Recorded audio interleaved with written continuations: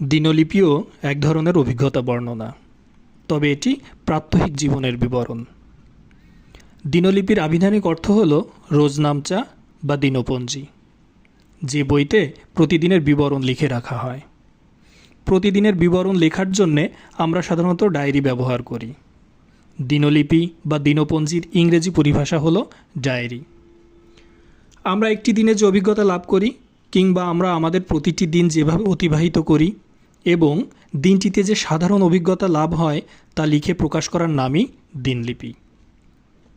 এছাড়া পরের দিনটিতে কোনো প্রয়োজনীয় বিষয় বা প্রোগ্রাম বা কর্ম পরিকল্পনাও কিন্তু আমরা লিখে রাখি, আর এ সবই দিনলিপির অন্তর্ভুক্ত বা দিনলিপির খণ্ড বা ক্ষুদ্র অংশ। দিনলিপি বলতে সম্পূর্ণ একটি দিনের বিবরণকেই বোঝায়।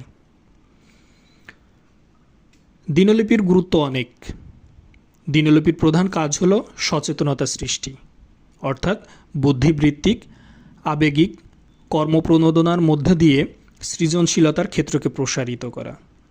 দিনলিপি শৃঙ্খলা ও সময়জ্ঞান সম্পর্কে যথার্থ আত্মোপলব্ধি ঘটায়। দিনলিপি লেখার ক্ষেত্রে কিছু নির্দেশনা মেনে চলা উচিত। দিনলিপিও একটি সাহিত্যকর্ম, তাই এই লেখার কাজটি এত সহজ নয়, কেননা এটি নিয়মিত অভ্যাস বা অনুশীলনের ব্যাপার। দিনলিপি লেখার শুরুতেই একেবারে পৃষ্ঠার বাম দিকে তারিখ ও বারের নাম উল্লেখ করতে হয়। এর মাধ্যমে ঘটনার দিন, তারিখ, সময় এগুলো সম্পর্কে ধারণা পাওয়া যায়। দিনলিপি সহজ সরল ভাষায় লেখাই উত্তম, তবে তা হতে হবে আকর্ষণীয় ও অনুসরণীয়। তাই দিনলিপি লিখতে গেলে অবশ্যই ভাষা জ্ঞান থাকা প্রয়োজন।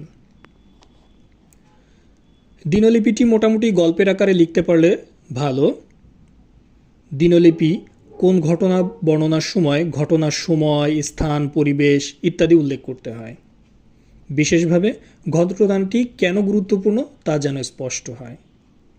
দিনলিপিতে প্রকৃত সত্য বিষয় লিখতে হয়, মিথ্যা বা বানোয়াট কিছু লেখা চলে না। দিনলিপি লেখার আগে মস্তিষ্কে একটি খসড়া চিত্র দাঁড় করিয়ে নিলে ভালো হয়। এর জন্যে সমস্ত দিনটি যেভাবে অতিবাহিত হয়েছে তা পুনরায় স্মরণ করা এবং একের পর এক ধারাবাহিক ঘটনাগুলোকে সাজিয়ে লিখতে শুরু করা। তবে বিশেষ বিশেষ দিন বা ছুটির দিনের দিনলিপি অন্য অন্য দিনলিপি থেকে ভিন্ন হবে, এটাই স্বাভাবিক। যেমন ছুটির দিনের অভিজ্ঞতাটি দিনলিপিতে বিশেষভাবে স্থান পেতে পারে কোনো পার্ক বা রেস্তোরাঁ কিংবা কোনো ঐতিহাসিক স্থানে ভ্রমণ করার মধ্য দিয়ে। দিনলিপি একান্ত ব্যক্তিগত রচনা বলে তাতে নিজের অভিমত, দৃষ্টিভঙ্গি, অভিজ্ঞতা ইত্যাদি খোলাখুলিভাবে প্রকাশ করা চলে, আর এসব নিয়ম মেনেই দিনলিপি রচনা করতে হয়।